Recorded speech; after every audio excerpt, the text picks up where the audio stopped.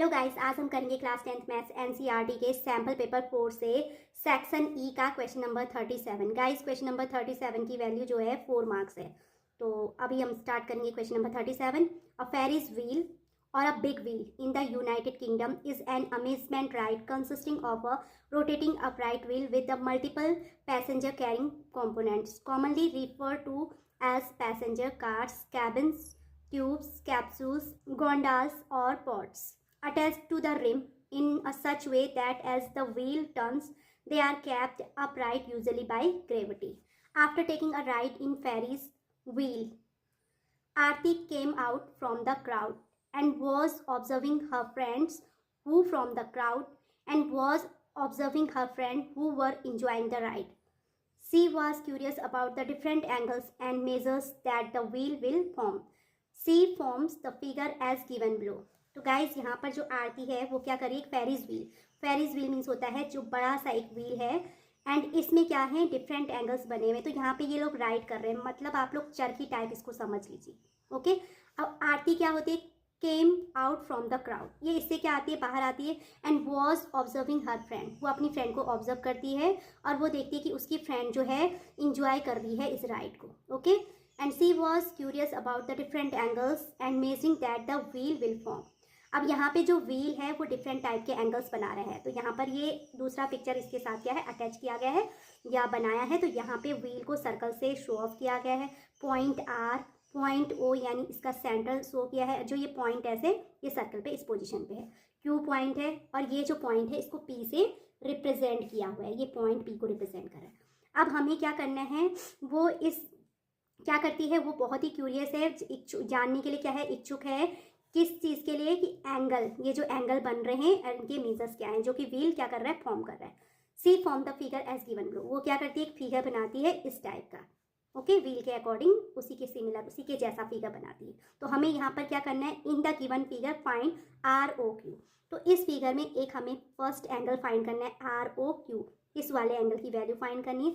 Second, find angle R S Q, are S Q यानी इस point S पे बनने वाले एंगल की वैल्यू फाइंड करनी।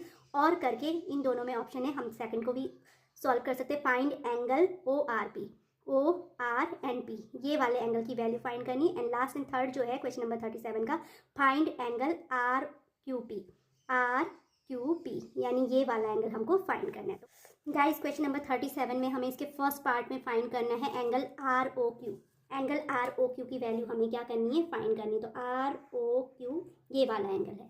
अब सबसे पहले हम चेक करेंगे, एक साइड हमारी ओ आर है, दूसरी ओ क्यू है, तीसरी क्यू पी एंड चौथी जो हो जाएगी आर पी या पी आर। तो that means O R P Q is a quadrilateral, या फिर हम कह सकते हैं पी क्यू ओ आर हमारा क्या है, क्वाड्रिलेटरल है। तो इसके लिए फर्स्ट के सॉल्यूशन के लिए, क्योंकि हमें angle R O Q find करना है, तो फर्स्ट मैं राइट करूंगी in quadrilateral P Q O R we know. अब क्या है कि क्वाड्रिलेटरल के चारों एंगल का सम क्या होता है, 360 होता है। तो फर्स्ट हम राइट करेंगे angle Q P R plus angle P R O plus angle P Q O and plus R O Q. इन चारों की सम का जो वैल्यू होगी कितनी होगी, 360 होगी। एंड उसके बाद हम क्या करेंगे, अगेन थ्योरम अप्लाई करेंगे। We know that radius is always perpendicular to the tangent at point of contact.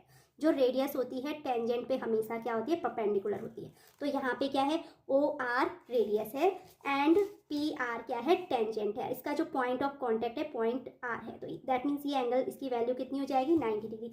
Same ये वाला जो एंगल होगा, एंगल ओ क्यू पी भी कितने डिग्री का होगा, 90 डिग्री का। तो हम राइट करेंगे angle P Q P are की वैल्यू 30 गिवन है, तो क्यू पी आर की प्लेस पे मैं 30 राइट करूंगी। देन पी आर ओ की वैल्यू 90 है, तो उसकी प्लेस पे 90 राइट करा।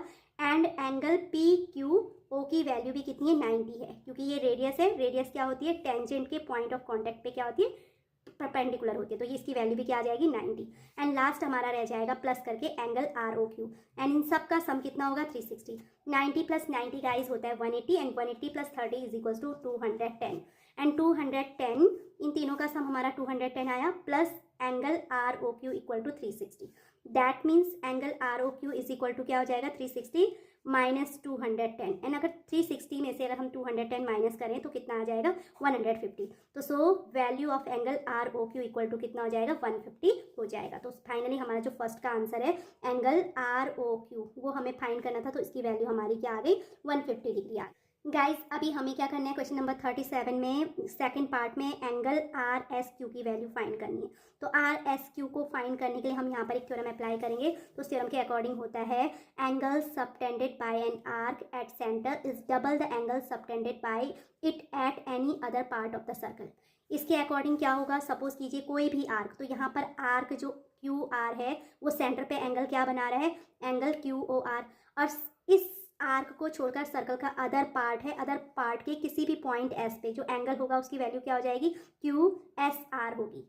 ओके, तो जो सेंटर पे बना एंगल होता है उसकी वैल्यू क्या होती है, सर्कल के अदर पार्ट के किसी भी पॉइंट पे बने एंगल का ट्वाइस होता है। तो दैट मीन्स सेंटर पे बने एंगल की value angle R O Q equal to हो जाएगी 2 times of angle R S Q. तो इसी को हम क्या करेंगे, मैथमेटिकली राइट करेंगे, 2 times of angle R S Q is equal to हो जाएगा एंगल आर ओ क्यू।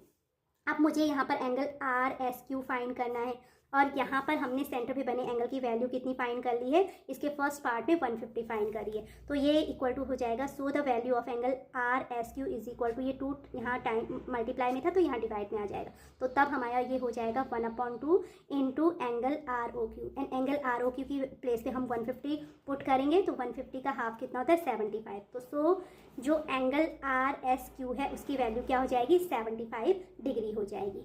अब इसके बाद हमें इसका जो नेक्स्ट पार्ट करना है, यानी और में हमें फाइंड करना है एंगल ओ आर पी हमें फाइंड करना है। तो O R and P find करना है। तो ओ आर क्या है, radius of circle, and R P क्या है, टेंजेंट है। And we know that radius is always perpendicular to the tangent at the point of contact. Radius क्या होती है, किस पे, टेंजेंट के पॉइंट ऑफ कॉन्टैक्ट पे क्या होती है, ऑलवेज परपेंडिकुलर होती है। दैट मीन्स इस एंगल की वैल्यू कितनी हो जाएगी 90, यानी एंगल ओ आर पी की वैल्यू हमारी कितनी आ जाएगी 90 डिग्री। तो हमें इसके और करके और वाले पार्ट में angle O R P find करना है। तो ओ आर पी के लिए हम क्या लिखेंगे, डायरेक्ट राइट कर देंगे कि ओ आर पी की वैल्यू क्या है 90 डिग्री है। उसका कॉज यानी उसके लिए हम राइट करेंगे, इसका कॉज क्या होगा, radius is always perpendicular to the tangent at the point of contact. Okay, and अब इस क्वेश्चन का जो है लास्ट यानी थर्ड पार्ट है, थर्ड पार्ट में हमें फाइंड करना है find angle R Q P. R Q P guys find करना है, तो अब हम चेक कर लेंगे आर क्यू पी फाइंड करना है। तो आर क्यू पी हम लोग कैसे फाइंड करेंगे, अगेन चेक करेंगे, किस ट्रायंगल में चेक करेंगे, क्यू ओ आर। तो क्यू ओ आर ये वाला ट्रायंगल है, इसमें ओ आर क्या है, सर्कल की रेडियस है, एंड ओ क्यू भी सर्कल की रेडियस है। एक ही सर्कल की रेडियस क्या होती है, सेम होती है। तो फर्स्ट में राइट करूंगी in triangle Q O R, O Q is equal to O R, और इसका हमने लॉजिक दे दिया रेडियाई ऑफ सेम सर्कल। इसको हमने क्या लिखा, radii of same circle. Okay guys, then हम क्या करेंगे, ट्रायंगल ओ क्यू आर का यूज करेंगे, एंड यहाँ पर हम क्या यूज करेंगे, ट्रायंगल की एंगल सम प्रॉपर्टी यूज करेंगे। तो ट्रायंगल की एंगल सम प्रॉपर्टी क्या होती है, ट्रायंगल के तीनों एंगल का सम 180 होगा। तो वहां से हमारा आ जाएगा angle R O Q plus angle O Q R plus angle O R Q, इन तीनों का सम कितना होगा 180 होगा। एंड यहाँ पर हमें इस एंगल की वैल्यू आर ओ क्यू की वैल्यू क्या है 150 है, ये हम ऑलरेडी फाइंड कर चुके हैं।